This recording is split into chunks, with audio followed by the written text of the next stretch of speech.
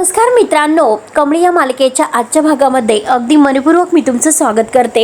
आजच्या भागामध्ये कमळी मात्र आता ह्या अनिकाला जाब विचारण्यासाठी इकडे अन्नपूर्णाच्या घरी आलेली असते। अनिका, रागिनी आणि कामिनी तिला तेथे बोलत असतात। अनिका म्हणते की तुझी हिंमत कशी झाली येथे माझ्या घरी येण्याची। त्यावरती कमळी म्हणते की एक गोष्ट लक्षात ठेव, अगं हे माझ्या अन्नपूर्णा आजींचं घर आहे आणि येथे मला येण्यासाठी तुझ्या परवानगीची गरज नाही। येथे कोणाला घाबरायला नाही आणि कोणाला विचारण्याची सुद्धा मला गरज नाही, लक्षात ठेव। आणि खरं तर आज मी इथे आलो तर ते केवळ तुझ्यामुळे। जो विश्वासघात तू माझा केलेला आहे ना, तर त्याचा जाब विचारायला मी आलो। त्यावरती अनिका म्हणते की काय डोक्यावर पडलेली आहे का, मी काय केलं? त्यावरती लगेच आता कमळी म्हणते की तू काय केलं? अगं तू काही करशील आणि ते कुणाला नाही कळणार असं तुला वाटलं का? त्या दिवशी मात्र आता प्रिन्सिपल सरांकडे जो काही तक्रारीचा फॉर्म आहे तर तो घेऊन जायचा आहे, पण तो तक्रार फॉर्म नव्हताच, तो मात्र विजेता कोचिंग क्लासचा तो फॉर्म होता आणि अगसम फसून तू माझी सही त्यावर घेतली आणि तुला असं वाटलं की मला कळणार नाही म्हणून। तेव्हा आता अनिकाने कशी सही कमळीकडून घेतलेली आहे हे मात्र तो क्षण घडलेला मात्र अनिकाला सुद्धा आठवतो। तेव्हा अनिका ह्या सगळ्याचा विचार करत असते की आपण कमळीला कसं फसवलं आणि शेवटी सही कशी घेतली। त्यावरती अनिका रागानेच म्हणते की मी का असं करेल। तेव्हा कमळी म्हणते की मला ते माहिती नाही की तू असं का करेल म्हणून, कारण याचं धाडस फक्त तूच करू शकते हे मला चांगलंच माहिती आहे, कारण दुसऱ्याबद्दल वाईट विचार तर तूच करू शकते। दुसऱ्याबद्दल वाईट विचार करणं हे फक्त तुझ्या डोक्यात येऊ शकतं। अनिका आता हिच्यावरच उलटे आरोप करते की तूच मात्र तेथून पैसे वगैरे घेतले असतील आणि आता हे सगळं काही गेम तुझ्यावर येत आहे म्हणून तू माझ्यावर ब्लेम करत आहे। मी काही केलेलं नाही, मी तुझी सही वगैरे घेतलेलीच नाही, तूच मुद्दाम आता खोटे आरोप माझ्यावर करत आहे। तेव्हा आता कमळीला फारच राग येतो, कारण अनिका खोटं बोलत आहे। ती रागानेच म्हणते की अनिका बास्कर, हे सगळं तू केलेलं आहे। तेव्हा कामिनी म्हणते की काय ग, हा तर नवीनच डाव दिसतो तुझा, कारण आता इकडे घरी येऊन तू मात्र अनिकाला फसवण्याचा प्रयत्न करत आहे, तिच्यावर ब्लेम करत आहे। अनिकाबद्दल जेवढं वाईट बोलता येईल ना तेवढं वाईट सांगायचं, असंच तुझं रूप आहे। वहिनीच्या मनामध्ये अनिकाविषयी सांगायचं आणि आता स्वतःचं काम कसं वहिनीकून पूर्ण करून घ्यायचं, हे सगळं तुला माहिती आहे। तेव्हा कमळी म्हणते की ओ कडू आजी, अहो ही गोष्ट आहे ना तरी मी अन्नपूर्णा आजींच्या कानावर जर घातली तर मात्र त्या स्वतः अनिकाकडून पोपटासारखं सगळं काही कबूल करून घेतील, ही गोष्ट लक्षात ठेवा। आणि खरं म्हणजे मला त्यांना त्रास द्यायचा नाही म्हणून मी काही बोलत नाही। तेव्हा रागिनी म्हणते की हो का, आता गप्प बसायचं। आणि काय ग कमळी, तुझ्याकडे कोणता पुरावा आहे की हे सगळं माझ्या लेकीने केलेलं आहे म्हणून? तेव्हा आता हे ऐकल्यानंतर कमळी म्हणते की हो तेच तर, माझ्याकडे पुरावा नाही म्हणून मी तोंडातून बोलते, परंतु जेव्हा माझ्याकडे पुरावा येईल आणि तेव्हा माझा हात बोलेल आणि तो पुरावा मी नक्कीच शोधून काढेल। जेव्हा मी तो पुरावा शोधेल ना तेव्हा अनिका तू आहे, मी आहे आणि माझं पायथन। अनिकाला अगोदर धक्का बसतो, ती मात्र रागाने कमळीकडे बघते आणि तिच्या अंगावर धावून येते, माझ्याच घरामध्ये येते आणि मला धमकी देते, अगोदर मात्र तोंड सांभाळ। त्यानंतर आता इकडे साहेबा मात्र ऋषी कुठे गेला असेल म्हणून विचारात पडतो, कारण कमळीला आपण इकडे गेला तिकडे गेला हे सांगितलं खरी, परंतु हा ऋषी न सांगता गेला तरी कुठे, एक साधा फोन नाही, नक्की काय करावं ऋषीला म्हणून साहेबाला टेन्शन आलेलं असतं। त्यामुळे आता बाद झालं, किती काही झालं तरी मी फोन करतोच। त्यानंतर मात्र साहेबा आता फोन लावतो परत ऋषीला, ऋषी फोन उचलतो की नाही बघतो आणि तेवढ्यात मात्र आता नयनताराने फोन उचललेला असतो। साहेबा म्हणतो की अहो सरकार आहेत तरी कुठे, कमळीने तुम्हाला इतक्या वेळ फोन केले, एकही फोन तुम्ही उचलला नाहीत। आणि तेवढ्यात तिकडून नयनतारा म्हणते की साहेबा काय झालं? आता साहेबाला नयनतारा मॅडमचा आवाज ऐकून धक्काच बसतो, तो पूर्णपणे घाबरून जातो आणि तो घाबरूनच मॅडम असं म्हणतो। तर नयनतारा त्याला विचारते की काय रे, ती मूर्ख मुलगी ऋषीला फोन करते हे तुला कोणी सांगितलं? तेव्हा आता साहेबा म्हणजे अगदी घाबरतच म्हणतो की मॅडम कसं आहे की मला फोन आला होता। तेव्हा नयनतारा म्हणते की साहेबा आजपासून एक गोष्ट लक्षात ठेवायची, आजपर्यंत तू त्या मुलीचे फोन घेतले पण यापुढे तू फोन घ्यायचे नाही, त्यातील कोणताही निरोप मात्र तिचा ऋषीपर्यंत पोहोचायला नकोय, आणि कळलं ना तुला आता हे सर्व? तेव्हा साहेबा हो हो करतो। तर नयनतारा म्हणते की ऋषी अर्जंट एका कामासाठी पुण्याला गेलेला आहे आणि त्याचा फोन इथेच राहिलेला आहे, त्यामुळे आता तुला कळलंच असेल। तर साहेबा हो म्हणतो। साहेबा हो का असं विचारतो, म्हणजे मी नंतर फोन करेल असं म्हणतो। त्यानंतर नयनतारा म्हणते की एक मिनिट साहेबा, मला एक गोष्ट सांग, त्या मुलीने तुला फोन करून काय सांगितलं? तेव्हा आता साहेबा खोटं बोलतो आणि काही नाही असं म्हणतो, तिने सहज फोन केला होता, ती फक्त म्हणाली की ऋषी कुठे आहे, बाकी काही नव्हतं।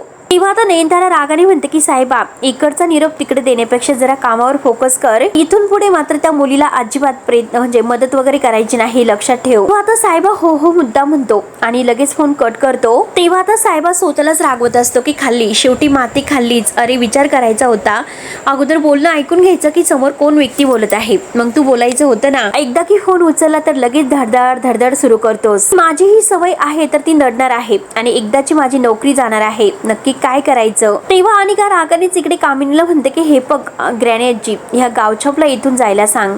माझ्या फ्रेंडचा बर्थडे आहे, मला पार्टीला जायचं आहे आणि त्यामुळे मला माझा मूड खराबच करायचा नाही. तेव्हा आता अनिका रागाने तिथून निघून जाते तर कामिनी तिला म्हणते की टाटा आणि बाय बाय, आम्हाला सुद्धा खूप काम आहेत, तू आता इथून निघून जाऊ शकते. तेवढ्यात अन्नपूर्णा आणि राजन घरी येतात. कमळीला बघून विचारतात की काय झालं कमळी, अगं तू केव्हा आलीस. कामिनी आणि रागिनी लगेच एकमेकींकडे बघायला सुरुवात करते. तेवढ्यात कमळी मात्र आता दोघांच्याही पाया पडते. दोघंही तिला आशीर्वाद देतात सुखी राहा म्हणून. आणि कमळी आजींना विचारते की तुम्ही कशा आहात आणि एका महत्वाच्या मुद्द्यावर मला तुमच्याशी बोलायचं होतं. त्यावरती राजन म्हणतो की हो ना, ऍक्च्युली कमळी आम्हाला सुद्धा तुझ्याशी एका विषयावर बोलायचं होतं. रागिनी घाबरूनच आता कामिनीच्या कानात म्हणते की ही नक्कीच काहीतरी आपल्याविषयी नाही बोलणार ना. तेव्हा राजन म्हणतो की मला एक गोष्ट सांग, सोशल मीडियावर आता जे काही आता ह्या बातम्या सुरू आहे विजेता कोचिंग क्लास बद्दल आणि तुझ्याबद्दल, ते सगळं नक्की काय सुरू आहे कमळी. तेव्हा आता हे ऐकून राजनला म्हणजे कमळीने घडलेला सर्व प्रकार सांगितलेला असतो. राजनला आणि अन्नपूर्णाला धक्का बसतो.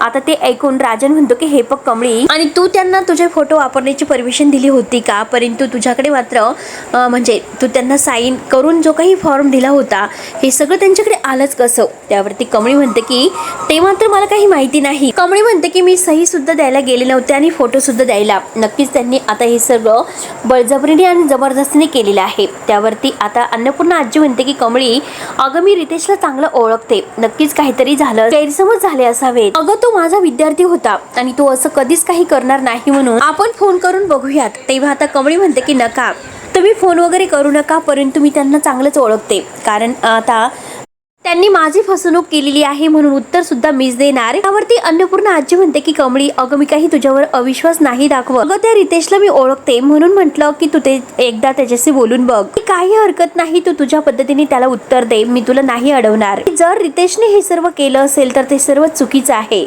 कमळी म्हणते की हो आजी, मला काही गोष्टीचा अंदाज आल्यानंतर सगळं चित्र आहे तर ते स्पष्ट होईल आणि आता खरंच मी निघते, मला उशीर होतोय, एका कामावर जायचं आहे. अन्नपूर्णा म्हणते की अगं थांब ना, अगं काहीतरी खाऊन जा. तर कमळी म्हणते की नको आजी, मला शाळेत जाण्यासाठी उशीर होतोय, मी निवांत परत येईल. तेव्हा राजन कमळीला म्हणतो की जर तुला काही वाटलं तर नक्की सांग.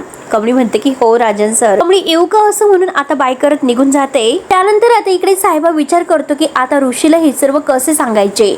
आणि आता ऋषी तर गेलेला आहे पण त्याचा फोन घरी आहे. मग एक काम करू, त्याला हे सगळं कसं सांगायचे, म्हणजे ज्या एजन्सीमध्ये तो गेलेला आहे तर तिकडे मी फोन करून बघू का, आणि हे करेक्ट आहे असे बोलून तो आपला मोबाईल घेतो आणि लगेच त्या एजन्सीमध्ये फोन करतो आणि म्हणतो की मी इनामदार इंडस्ट्रीमधून साहेबा बोलतोय, आमचे ऋषी सर तेथे आलेले आहेत का असं विचारतो. त्यांच्याशी जरा बोलायचं होतं आणि त्यांच्याशी बोलणं शक्य आहे का. आणि हो चालेल, मी वेळ बघतो म्हणजे वाट बघतो, तुम्ही तोपर्यंत द्या फोन. तेवढ्यात मात्र ऋषीला कॉल जोडून दिलेला असतो आणि ऋषी फोन उचलतो. आता ऋषी फोन उचलून म्हणतो की अरे साहेबा, प्रॉब्लेम झालेला आहे, बहुतेक मात्र मी फोन विसरून गेलो. साहेबा म्हणतो की अरे ते मला समजलं, पण ऋषी अरे इथे एक खूप मोठं मॅटर झालेला आहे.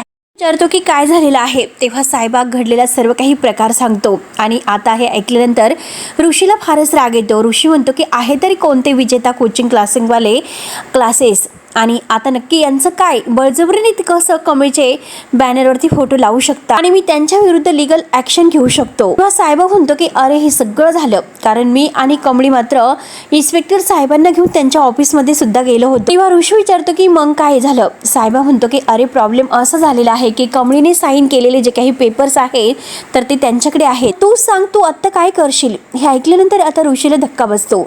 ऋषी म्हणतो की हॉट, काय म्हणतोस, हे कसं शक्य आहे, कमळीचा कन्सेंटच नाही तर त्यावरती सह्या कसं करू शकते. तेव्हा साहेबा म्हणतो की अरे ते सगळं मला मान्य आहे आणि कमळी सुद्धा तेच म्हणाली. कायदेशीर दृष्ट्या मात्र पारड त्यांच्याकडे जड आहे. इन्स्पेक्टर साहेबांना तसे त्यांनी प्रूफ दिलेले आहे. तेव्हा हे ऐकल्यानंतर आता ऋषीचा माथा हलतो.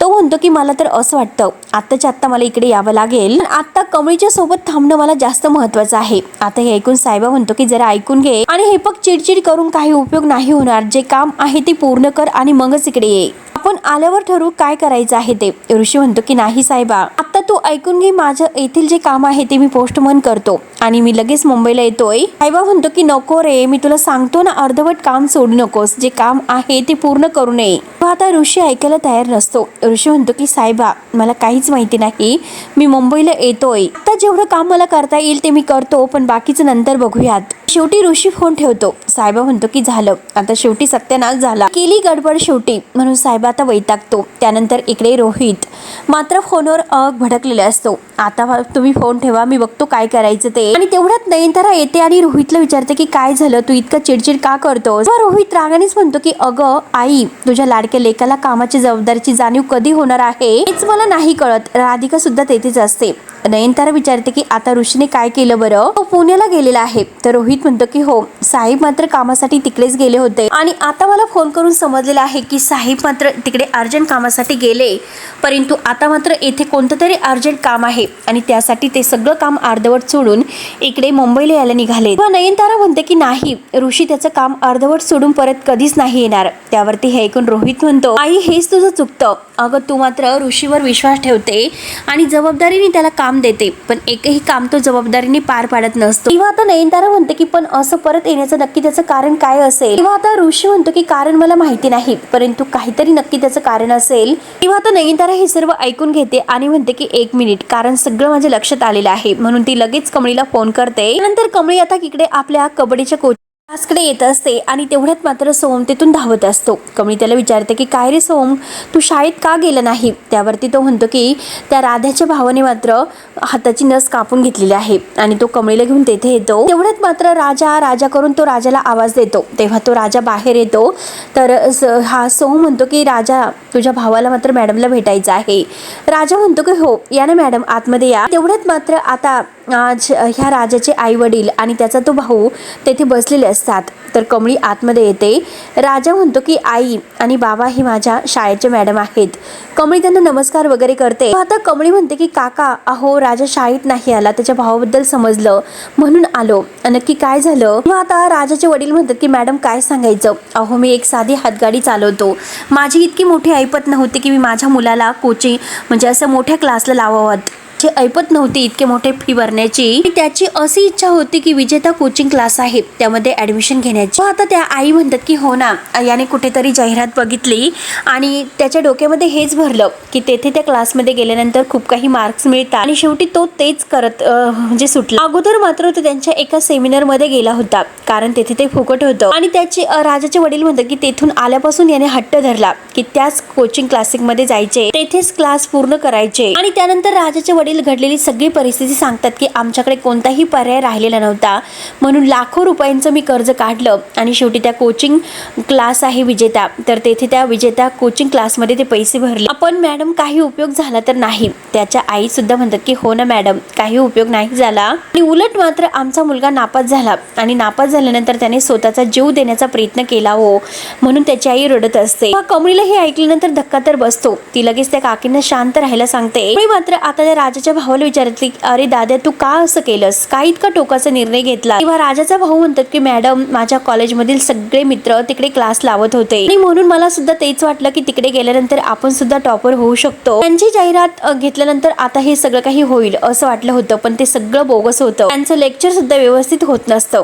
शिकवण्याकडे तर अजिबात लक्ष नसतं. फक्त पैसे घेतात आणि दुर्लक्ष करतात. आणि हे बघा मॅडम, तो क्लास जितका वरून चांगला दिसतो तितका आतून नाही. त्यांनी परीक्षेच्या 1 महिना अगोदर सांगितलं की जर तुम्हाला नीट व्यवस्थित समजून घ्यायचं असेल तर मात्र एक्स्ट्रा क्लास करावा लागेल. तेव्हा कमळी म्हणते की काय बोलतात, म्हणजे आणखीन एक एक्स्ट्रा क्लास. तर तो राजाचा भाऊ म्हणतो की हो, त्यांचा तो स्पेशल क्लास असतो आणि तो अभ्यास पक्का करण्यासाठी घेतला जातो आणि त्याची वेगळी म्हणजे 60,000 फ्री असते. तेव्हा हे ऐकून कमळीला तर धक्काच बसतो. कमळी म्हणते की काय बोलतो, वेगळी 60,000 रुपये फी. तेव्हा आता राजाचे वडील म्हणतात की मॅडम अहो माझी ऐपतच नव्हती. तर कमळी म्हणते की अहो पण ऐन वेळेस मात्र ते असं कसं म्हणू शकता. जेव्हा क्लासमध्ये आम्ही टीचरला जर काही कळालं नाही ते प्रश्न जर विचारले त्याचं ॲन्सर तर मात्र ते म्हणायचे एक्स्ट्रा क्लास करा आणि त्यामध्ये स्पेशल अशी शिकवणी घेतली जाईल आणि त्यामध्ये सगळं कळेल. किती काही झालं तरी त्यांना फक्त एक्स्ट्रा बॅच आहे तर ती भरून काढायची होती म्हणून ते कोणत्याही शंकेचं समाधान देतच नव्हते. त्यांना पैसे उकळायचे होते. तेव्हा कमळीला फारच राग येतो. कमळी म्हणते की ही तर सरळ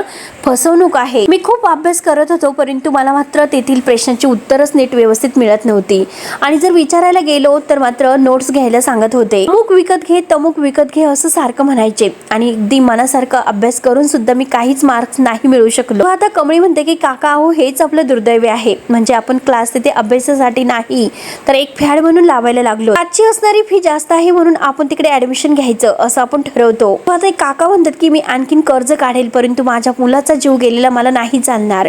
कमळी समजावते की काका हे बघा. कमळी मात्र म्हणते की तुम्ही काही टेन्शन घेऊ नका मी बरोबर सगळं काही हँडल करते. त्यानंतर इकडे नयनतारा मात्र साहेबावर ओरडत असते की तुला काही अक्कल वगैरे आहे की नाही. तुला सांगितलं होतं की त्या मूर्ख मुलीचा कोणताही निरोप तू ऋषीला द्यायचं नाही म्हणून तरी सुद्धा तू तेच केलं. तुला कळतं का तू काय करतोस ते. म्हणून नयनतारा आता रोहित समोर ह्या साहेबाला खूप ओरडत असते.